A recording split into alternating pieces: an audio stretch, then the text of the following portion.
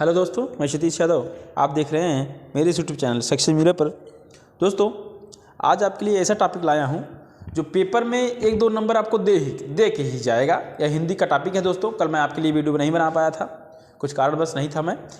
आज मैं आपके लिए जो वीडियो लाया हूँ दोस्तों, ये बहुत ही इंपॉर्टेंट है, क्योंकि हिंदी में काल पूछा जाता है। काल क्या है, काल कितने प्रकार के होते हैं, फिर उनके भी प्रकार, जैसे काल 3 प्रकार के होते हैं, उनकी कौन कौन से प्रकार हैं, ये सब मैं आपको बहुत डिटेल, बहुत आसान भाषा में एक मोटा समझा दूंगा। और मैं आपको एक बार और बताना चाह रहा हूँ दोस्तों, आप जो भी टॉपिक पढ़ना चाह रहे हैं प्लेलिस्ट में जाइए, वहाँ पे आपको पॉलिटी, हिस्ट्री, ज्योग्राफी, इकोनॉमी सब मिलेगा। करंट भी मिलेगा, मैथ भी मिलेगा, रीजनिंग भी मिलेगी। हिंदी में पढ़ा ही रहा हूँ, शॉर्ट वीडियो देखिए, वहाँ कम समय में मैथ जल्दी बता दिया जा रहा है, क्योंकि मैथ 19-20 हुआ आएगा, उसमें आपको मैं बता ही चुका हूँ। रीजनिंग आप पढ़ते रहिए जो पढ़ा रहा हूँ। अब चलिए आगे देखते हैं काल क्या है और कितने प्रकार का होता है, काल क्वेश्चन कैसे बनता है। ठीक है दोस्तों, अब हम देखते हैं काल। काल किसे कहते हैं? क्रिया का वह रूप जिससे कार्य करने या कार्य होने का समय का बोध हो। क्रिया का वह रूप जिससे कार्य के करने या होने का समय का बोध हो, उसे हम काल कहते हैं दोस्तों।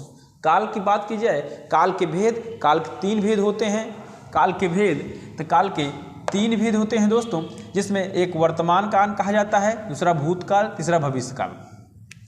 वर्तमान काल मोटा मैं बता दूं, वर्तमान काल किसे कहेंगे? वर्तमान काल कहे मतलब जैसे सतीश सर पढ़ा रहे हैं, तो सतीश सर इस समय पढ़ा रहे हैं, जो इस समय काम हो रहा है, ठीक, इससे तो वर्तमान काल कह दिए। जैसे भूतकाल में सतीश सर पढ़ाते थे, मतलब सतीश सर पढ़ाते थे, पहले पढ़ाते थे दोस्तों, इस समय नहीं, इसमें भूतकाल में बता रहा है, मतलब पहले, ठीक। भविष्य काल, सतीश सर पढ़ाएंगे, मतलब आने वाले समय में पढ़ाया जाएगा। ये मैं आपके लिए एक उदाहरण टाइप इसमें बनाया हूँ। सतीश सर पढ़ा रहे थे, वर्तमान काल। सतीश सर पढ़ाते थे, भूतकाल। और सतीश सर पढ़ाएंगे, यह भविष्य काल। यह मैं आपके लिए एक उदाहरण बनाया हूँ अपने नाम पर ही, जिससे आपको याद हो जाए, ठीक है। तो तीनों काल का यह एक वर्णन है। अब हम तीनों काल में एक एक पढ़ते हैं। जैसे पहले पढ़ेंगे दोस्तों वर्तमान काल। वर्तमान काल क्या है दोस्तों? वर्तमान काल क्रिया अथवा क्रियाओं की जिसमें निरंतरता हो, वर्तमान में जो काम चल रहा हो, जो काम वर्तमान में हो रहा हो, उसे हम वर्तमान काल कहेंगे। तो वर्तमान काल के कुछ भेद हैं दोस्तों। तो पूछा जाए तो वर्तमान काल कितने प्रकार के होते हैं, तो वर्तमान काल 5 प्रकार के होते हैं दोस्तों। वर्तमान काल 5 प्रकार के होते हैं। पहले देख लेते हैं कौन कौन से हैं, इसके बारे में सब पढ़ लेते हैं, ठीक। पहला है हमारा दोस्तों सामान्य वर्तमान काल। सामान्य वर्तमान काल किसे कहेंगे? जिससे क्रिया के वर्तमान में होने का बोध हो, ठीक है, जिससे क्रिया के वर्तमान में होने का बोध हो, जिससे क्रिया के वर्तमान में होना पाया जाए, इसी को हम वर्तमान काल कहते हैं। वर्तमान काल के उदाहरण जैसे वह पुस्तक पढ़ता है, उदाहरण जैसे वह पुस्तक पढ़ता है, बच्चे स्कूल जाते हैं, मैं पढ़ाता हूँ, मैं खाना खाता हूँ, ठीक। जैसे वह पुस्तक पढ़ता है, बच्चे स्कूल जाते हैं, मैं पढ़ाता हूँ, मैं खाता हूँ, ठीक। तो यह हमारे वर्तमान काल के कुछ उदाहरण हुए हैं। क्वेश्चन बनेगा, बताइए स्कूल बच्चे जाते हैं कौन सा काल है? तो वहाँ ऑप्शन रहेगा वर्तमान काल, ठीक, भविष्य काल, भूतकाल, तो वर्तमान काल। अगर वर्तमान काल पूछा जाए कौन सा है, तो सामान्य वर्तमान काल। क्या दोस्तों? सामान्य वर्तमान काल। दूसरा है अपूर्ण वर्तमान काल। अपूर्ण, इसे दोस्तों और एक बात, इसे तत्काल वर्तमान भी काल कहा जाता है, या अपूर्ण वर्तमान भी काल कहें, इसे तत्काल वर्तमान काल या अपूर्ण वर्तमान काल कहा जाता है। वो अपूर्ण वर्तमान काल किसे कहेंगे? जिससे यह पता चलता है कि क्रिया हो रही है, ठीक, जिससे यह पता चलता है कि काम हो रहा है, पूरा नहीं हुआ है, उसी को कहेंगे अपूर्ण वर्तमान काल। जैसे उदाहरण में माँ खाना बना रही है, बच्चे होमवर्क कर रहे हैं, ठीक, मैं पढ़ा रहा हूँ, ठीक। यह सब, ये जैसे माँ खाना बना रही है, बच्चे होमवर्क कर रहे हैं, क्रिकेट खेल रहे हैं, मोहन क्रिकेट खेल रहे हैं, ठीक। यह सब हमारे अपूर्ण वर्तमान काल या तत्काल वर्तमान काल कहा जाए दोस्तों, यह होता है। फिर पढ़ते हैं पूर्ण वर्तमान काल किसे कहेंगे? जिससे वर्तमान काल में क्रिया का पूर्ण हो, जिससे वर्तमान काल में क्रिया का पूर्ण होने का बोध हो, जिसमें काम पूर्ण हो जाए, जिससे वर्तमान काल में क्रिया का पूर्ण होने का बोध हो, उसे हम पूर्ण वर्तमान काल कहते हैं। इसका उदाहरण देख लेते हैं दोस्तों। यह क्या उदाहरण दिया है? जैसे राम खाया है, राम खा लिया है कहने का मतलब, ठीक। सीता ने पुस्तक पढ़ी है, तो सीता ने पुस्तक पढ़ ली है, इसका कहने का मतलब यह है। ठीक, मैं पत्र लिखा हूँ तो मैं पत्र लिख चुका हूँ। ठीक, मैंने पढ़ाया है यानी मैंने पढ़ा चुका हूँ। ठीक, ऐसे चुका हूँ तो दूसरे में चला जाएगा। जैसे हमारे कहने का मतलब है मैं पत्र लिखा हूँ, सीता ने पुस्तक पढ़ी है, राम खाया है। तो यह वर्तमान में पूर्ण हो चुका है यह काम, कहने का मतलब है पूर्ण वर्तमान काल इसी को कहते हैं। ठीक, कुछ उदाहरण है दोस्तों, इसको लिख लीजिए। ठीक, अब दोस्तों जो स्टूडेंट है वो फंसते कहाँ हैं? संदिग्ध वर्तमान काल में और संभाव वर्तमान काल में। संदिग्ध वर्तमान काल क्या है, चलिए देखते हैं। संदिग्ध वर्तमान काल जिससे क्रिया के होने में संदेह हो, जिससे क्रिया के होने में संदेह प्रकट हो, उसी को संदिग्ध वर्तमान काल कहते हैं। ठीक, अब क्या संदेह उत्पन्न हो रहा है, चलिए देखते हैं दोस्तों। उदाहरण में जैसे माँ खाना बनाती होगी, जैसे माँ खाना बनाती होगी और राधा गीत गाती होगी, आप पढ़ रहे होंगे। ठीक, अब इसमें देखिए होगी, अब यह संदिग्ध में हुआ ना। जैसे माँ खाना बनाती होगी, यह पता नहीं है कि बना रही है, लेकिन संदिग्ध में है खाना बनाती होंगी। ठीक, और राधा गीत गाती होगी। ठीक, और यहाँ पे आप पढ़ रहे होंगे यानी रहे होंगे, रही होंगी, ती होंगी, तो ते होंगे, ये सब आए तो संदिग्ध वर्तमान काल हम कह सकते हैं। ठीक है दोस्तों, ध्यान रखिएगा। ठीक, अब उसी क्रम में अब पूर्ण अपूर्ण वाले में आप जान ही रहे हैं, अंत में है और कार्य चल रहा है। ठीक, पूर्ण वाले में आप जान रहे हैं। ठीक, यह अंत में है और लिखा है, पढ़ी है, मतलब पूर्ण कर चुकी है। ठीक, अब संभाव वर्तमान काल क्या है?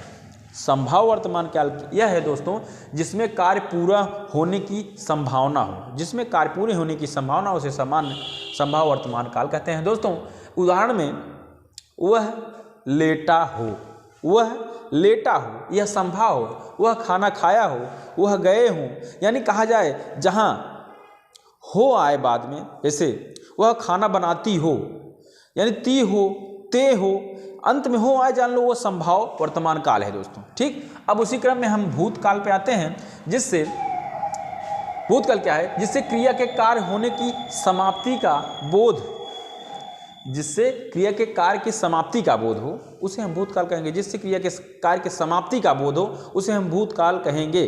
जैसे यहाँ मैं आपको शुरू में बता, सतीश सर पढ़ाते थे, पहले पढ़ाते थे, कहने का मतलब बीत चुका है, यानी भूतकाल इसी को कहते हैं। अब भूतकाल के प्रकार पूछा जाता है, भूतकाल कितने प्रकार के होते हैं? भूतकाल 6 प्रकार के होते हैं। वर्तमान काल कितने प्रकार के होते हैं? वर्तमान काल 5 प्रकार के होते हैं, मैं आपको बता चुका हूँ। उसी प्रकार भूतकाल 6 प्रकार के होते हैं। अब पहला देखते हैं सामान्य भूतकाल। यह क्या है? जिससे भूतकाल की क्रिया की विशेष समय का ज्ञान न, जिससे भूतकाल की क्रिया यानी भूतकाल में जो काम हो रहा उसका विशेष समय का ज्ञान ना हो, वहाँ पे हम सामान्य भूतकाल कहते हैं। दोस्तों उदाहरण में जैसे राम गया, राम तो गया तो भूत हो गया, लेकिन यह क्लियर नहीं है आपको कब गया, कब आया, कब नहीं। ठीक, वैसे राम ने रावण को मारा, पता तो है मारा, लेकिन पता नहीं कब हुआ। ठीक, मोहन गांव आया, यह भूतकाल में हो रहा है लेकिन पता नहीं है दोस्तों। ठीक, यानी क्योंकि विशेष समय का विशेष ज्ञान ना हो बस। ठीक, उसके बाद उदाहरण आता है आसन्न भूतकाल, जिससे क्रिया की समाप्ति का तत्काल ही सूचित हो। जैसे क्रिया की समाप्ति हो रही है लेकिन अभी जल्दी में कोई कार्य समाप्त हो रहा है, उसका जहाँ सूचित हो उसे हम आसन्न भूतकाल कहते हैं दोस्तों। जैसे राम अभी आया है, भूतकाल है दोस्तों। ठीक, अध्यापिका पढ़ाकर आई है। ठीक है तो लग रहा है, इससे आप मत जाए, वर्तमान मन जाइएगा, क्योंकि आसन्न भूतकाल पढ़ा चुकी हैं, काम कर चुकी हैं, यह आ चुके हैं लेकिन अभी आए। ठीक, इसलिए इसे आसन्न भूतकाल भी कहते हैं। ठीक, अब तीसरा है दोस्तों पूर्ण भूतकाल। जैसे इसमें हम पढ़े थे पूर्ण वर्तमान काल। ठीक, तो पूर्ण भूतकाल का कहने का मतलब है क्रिया के समाप्ति के समय का अस्पष्ट बोध हो। कहने का मतलब जब क्रिया समाप्त हो उसके समय का अस्पष्ट बोध हो, यही है पूर्ण भूतकाल। जैसे गोदान प्रेमचंद्र ने लिखा था, यानी वो लिख चुके थे। गोदान जो रचना है इनकी प्रेमचंद द्वारा लिखा गया था। ठीक, वह सोया था, मतलब कार्य हो चुका है, सोया था। ठीक, अब अगला है अपूर्ण भूतकाल। उसी समय उसी तरह दोस्तों, जैसे बीते समय में काम का पूरा ना हो, बीते समय में यानी भूतकाल में जिसमें काम का पूरा ना हो, उसी को हम अपूर्ण भूतकाल कहते हैं।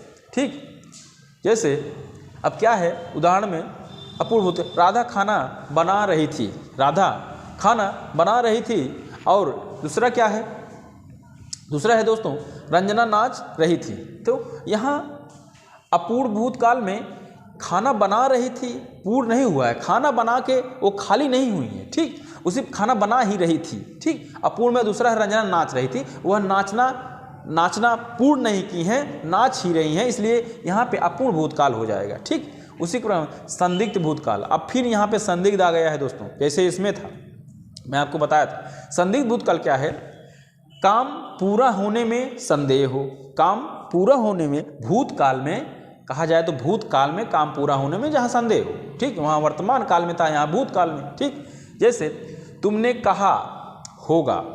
ठीक, कह रहा है कि तुमने कहा होगा, वह किताब खरीदी होगी।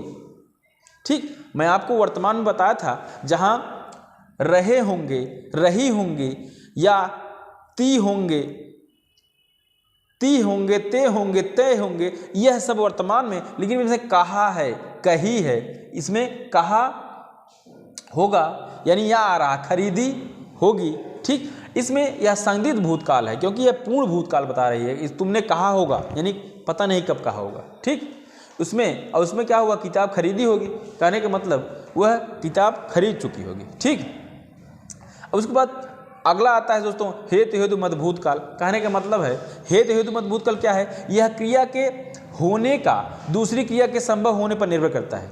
यह एक क्रिया के होने का दूसरी क्रिया पर होने पे संभव करता है। क्या संभव करता है, एक क्रिया के होने का दूसरी क्रिया के संभव होने पर निर्भर करता है। जैसे यदि वर्षा होती तो फसल अच्छी होती, यदि वर्षा होती तो फसल अच्छी होती।